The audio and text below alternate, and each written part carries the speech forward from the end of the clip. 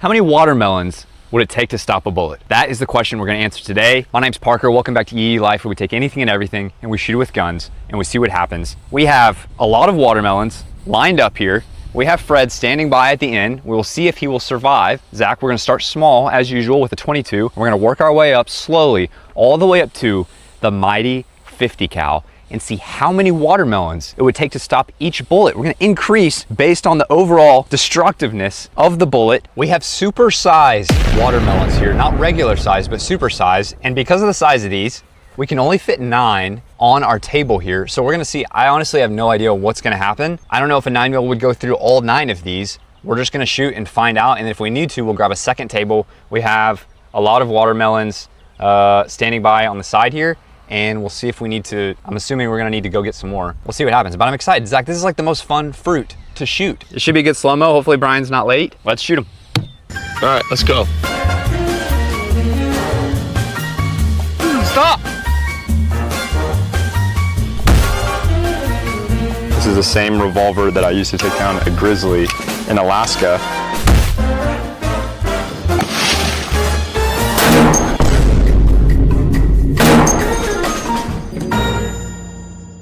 Run it up, man. Starting out with our Ruger Mark IV. We have a little round of 22 here, and we'll see what happens. Would it even make it through one? These things pack a punch. Let's see. Firing.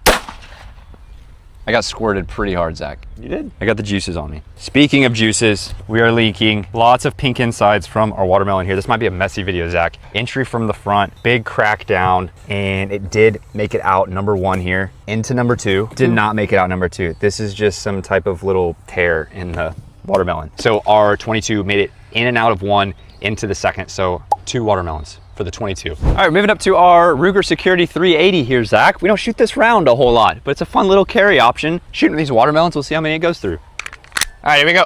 I think we're gonna get splashed, Zach. Should I move back or should I just take it? Just eat it, man. All right, maybe I'll shoot with my mouth open. We have much bigger crack here all the way to the side.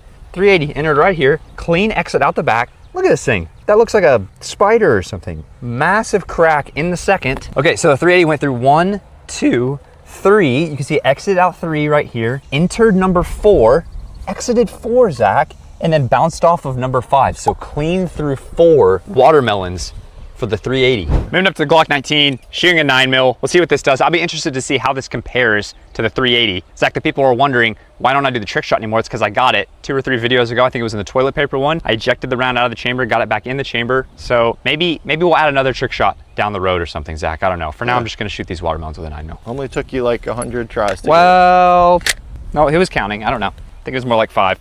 All right, here we go. Will I get watermelon in the face? Let's see. Firing. Not too bad of a splash there, Zach. Lots of leakage here though. In through number 1, big exit, out number 1, into number 2, 3, into number 4, out 4, into 5 down here, and it stopped inside number 5, Zach. 5 melons? 5 melons, so just 1 more than the 380. So it did beat the 380, but not by a whole lot. That was a full metal jacket. 5 watermelons for the 9mm. Let's move up to a bigger handgun. Moving up to the 1911, we have a round of 45 ACP. I'm very excited. It's always fun to compare smaller handguns that are very popular, Zach. So it's gonna be interesting to see 380, 9mm, 45. Let's see the difference. Will this do the same as the 9mm? I don't know, let's see. All right, here we go. 1911 versus watermelons. Let's see what it does. Firing. Whoa, number 2 is really leaking juices back here, Zach. 1, 2, look at this gigantic entry in number 2 here. 3, 4, I'll just show you these entries here. There's entry into number 4 and nothing in 5. Yeah, nothing in number 5. So 45 ACP goes clean through 4, bounces off number 5. There you have it. Not as many as the 9mm. Bigger bullet, not going as fast. Didn't quite make it as far. Let's move up. Zach, we're moving up to the 44 Magnum revolver. Here's our round right here. Crazy story, actually. I don't know if I ever told you this. Summer 1999, I'm in Anchorage, Alaska, tending to a watermelon farm. In the bitter cold, I walk outside one day to harvest our crop, and a grizzly had snuck in through our pastures and was just feasting on watermelon. I had to take him out. I was able to save the crop that year. I fed the whole village. You were a watermelon farmer? Yeah. 99 to 2003, I think. They got a lot of watermelon farms up in Alaska? Yeah, surprisingly. They grow really well up there. That's where these are from, actually, Zach. They're made in the USA. These are probably, I can tell by the size, they're probably Alaskan watermelons. A lot of people don't know that. These are from Mexico. No, these are from Alaska, I think. Can the 44 Magnum go clean through 5 into number 6, be our new leader? Nothing's been able to do it so far. Let's see. Brian has arrived with the slow-mo camera. Dude, I've been here this whole time. Brian, thank you for finally showing up, and keep up that attitude, and you're gonna stay out of the intro. Here we go. 44 Magnum versus watermelons. Firing. Whoa, ripped through that first one. Look at all those juices just shooting out. All the destruction was there in number 1. Wow. Biggest entry so far, Zach. Massive entry through the front here. Look at that thing. 1, 2, 3, 4, 5. We're even getting cracking all the way back here, number 5. 6. Oh, run! 7, 8.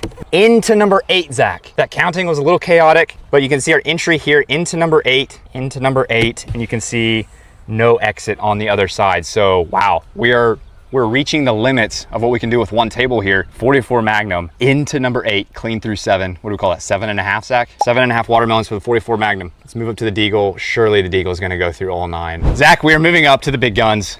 We have our Desert Eagle here, and we have a round of 50 AE, and now we have also added a second table to our setup here. Considering the fact that the 44 Magnum made it almost through all of the watermelons on one table, we added more melons. Fred is feeling a little more comfortable. He only survived by 1.5 melons last round. So we have 1, 2, 3, 4, 5, 6, 7, 8, 9, 10, 11, 12, 13, 14, 15, 16 pumpkins. You say pumpkins? We have 16 watermelons lined up here. Fred at the end. Will he survive the Desert Eagle? Let's see. Brian's gonna set up the slow-mo camera close up on number 1 here.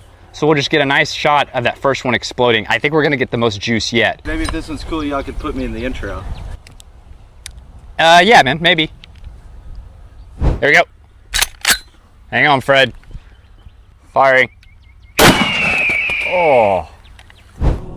Wow, massive entry through the front. Just destruction. Look at that thing just opening up in little slices. Destroyed the first one, Zach. Split it in half. Obliterated it. Let's see what in the world just happened. Oh my goodness, it's the Niagara Falls of watermelon here. Look at all this, Zach. Delicious. 1, 2, 3, 4, 5, 6, 7, 8.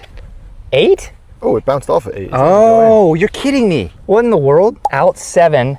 Bounced off number 8. Zach, the 44 Magnum beats the Desert Eagle for the first time, I think, in this channel's history. I believe the 44 Magnum made it into number 8, right, Zach? Check our records. Yeah, I think so. I can't check. I'm recording right now. Just check the records real quick. Analyze. Do you want me to stop recording? No, just forget it. Zach, I understand that people are worried about us, quote unquote, wasting these watermelons, but nothing goes to waste here at the Yee Farm. We're actually donating all of the watermelon shot today to the local sea turtles here at the Yee Farm. There's no sea turtles in this pond. Watch, they're gonna start munching. They just caught a bad break from all the plastic straws lately, so I just figured, you know, why not? It's the least that we can do. The sea turtles? Honestly, yeah. There's no sea turtles here. Yeah, they are. They're like on their migration this time of year. Moving up to the 12 gauge, we have a slug that we're gonna shoot at here, and very entertaining round to be shooting watermelon with. We should get the most destruction yet. That deagle was pretty devastating, but the slug should be really fun. I don't know what's gonna happen, Zach. I'm completely thrown off right now. I thought I knew things about guns. Ever since that deagle, I'm thrown off. I don't know what the slug's gonna do. What do you know, man? I don't know. Let's shoot it. All right, I don't know the proper distance here, Zach. We might just get obliterated with watermelon flesh here. I don't know what's gonna happen. All right, this seems too close. Zach, do you think we're too close? I don't know. Okay. Oh! Yeah, maybe we're a little too Wow! Whoa.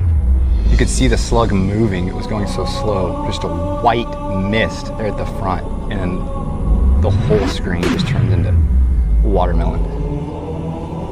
Got watermelon all over the shotgun. Okay, Zach, number 1 is gone. Number 2, massive entry, and it just kind of broke in half. We now have, look, there's the slug right there in number 3, Zach. Oh, you can see it. You can literally see it in there. Only through 2? So our slug makes it clean through 2. It's so confusing, Zach. 1 minute we think we're running out of room. The next minute, the mighty slug only makes it through 2 of our watermelons there. That is pretty weird. Let's move up to the rifles. All right, Zach, moving up to our camo AR-15 here. Shooting around of 223. We're all over the board today. Sometimes we're going through more than I think. Sometimes we're only going through 2 with our slug. I have no clue what to expect from the AR. Fastest bullet that we've shot today by far. Is it gonna stay straight? That's the question. Ready?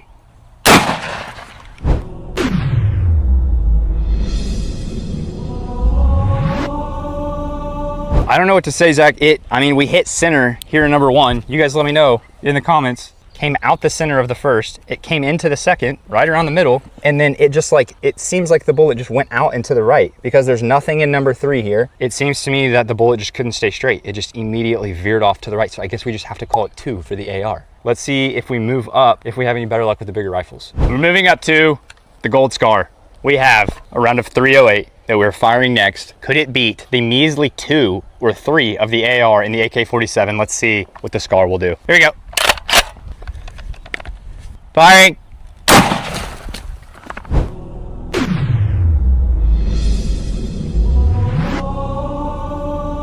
Number 1 just disintegrated. It disappeared.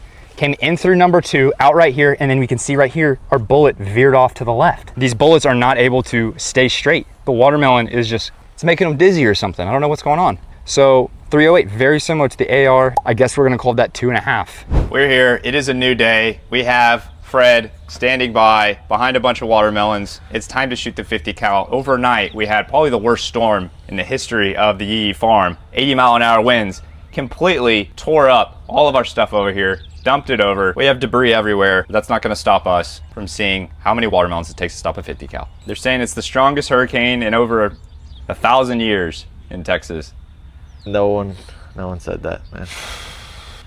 Somebody's probably saying it. So the question is, will our 50 cal fare any better than all of the rifles that we shot yesterday, which only went through like 2 or 3? Zach, could this be the first day ever that the 44 Magnum has won one of our experiments, having gone through 8 watermelons? Unless something changes, the 44 Magnum might be the winner. Let's try it. Let's see what the 50 cal does. Zach, I didn't even get geared up today. All my gear is ruined. It's destroyed. It's moldy and wet and gross. My ears, we lost like 3 sets of ears. My helmet, so I just got to shoot this the old fat like a peasant civilian today. And none of your gear is necessary anyway. How many watermelons does it take to stop a 50 cal? Eagle 1, this is Ghost Rider, requesting clearance to engage. Roger that, green light to Ghost Rider. Hang on, Fred. Oh! Man. Whoa, massive like flash of fire, and it looks like sparks on the right side before white mist just fills the whole screen. Watermelon everywhere, Zach. Wow. There's an entire half right here. It looks like our first 3 just exploded, and then this one's completely fine. It just couldn't stay straight. I mean, absolute carnage. It just literally obliterated these.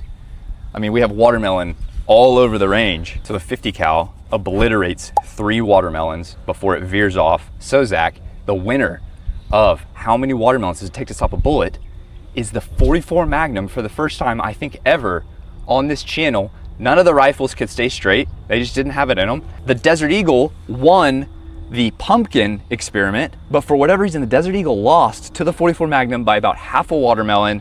Fred survives the video. He's covered in watermelon. He has so much fun. Thank you guys for watching. That's everything that we had against these watermelons. We'll see you in the next one.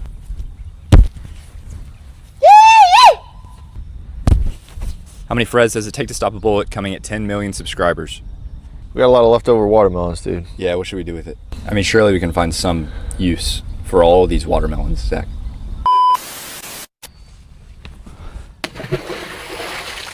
You're just gonna throw them all in the pond? Yeah, it's like a catch and release situation. They're biodegradable, we'll be fine. Look at him, he's already happy to be back home.